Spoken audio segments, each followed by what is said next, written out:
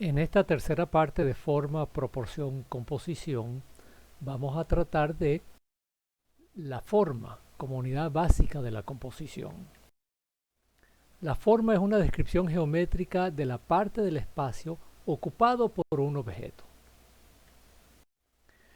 Los elementos constitutivos de la forma son, y de la figura, son el punto, que es adimensional, la línea, que es una secuencia de puntos y define una dirección y una longitud, tiene una dimensión, el plano, que es una secuencia de líneas, define un área y tiene una orientación bidimensional, la superficie, que es un plano deformado en el espacio, ya entra el hecho de la profundidad, o sea, tiene tres dimensiones, y el volumen, que es el desarrollo de un plano, define una profundidad, define un sólido y también define un espacio, es tridimensional.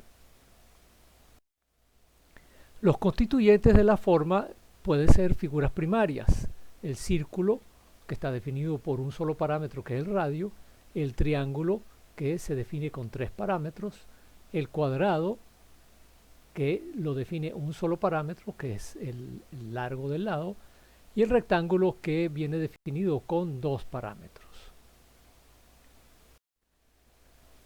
¿Cuáles son las percepciones de la forma, lo que la caracteriza? Primero, el contorno, que ya vimos, es lo que lo separa del fondo. El tamaño, que caracteriza una forma relativa a otras formas. El color, cambia la matiz, la intensidad, el valor del tono de la superficie. La textura también le da carácter.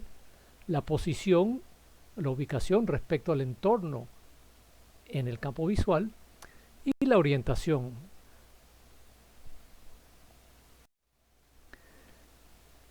Las formas pueden ser estáticas, que usualmente son simétricas, tienden a sugerir firmeza, autoridad, autosuficiencia, pero también pueden ser aburridas.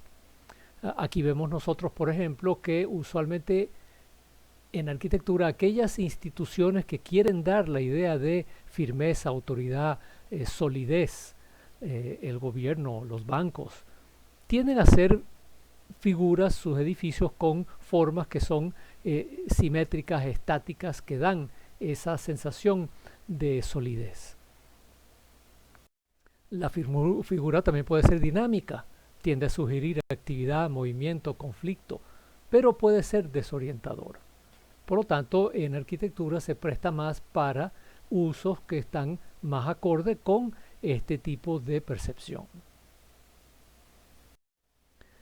Las formas tienen propiedades inherentes que influyen sobre nuestra percepción.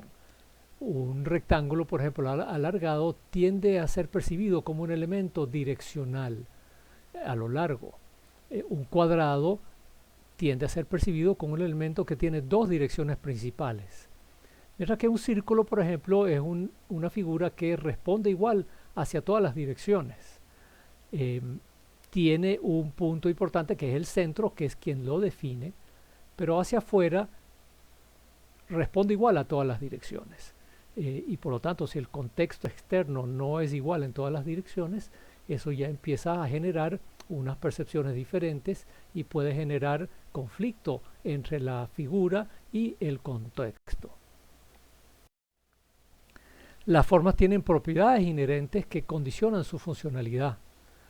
Un edificio de planta cuadrada tiende a tener un problema, que es que en el medio que se puede colocar en esa zona que no va a tener luz ni ventilación natural, que no tiene visión hacia afuera. ¿Cómo hago los recorridos?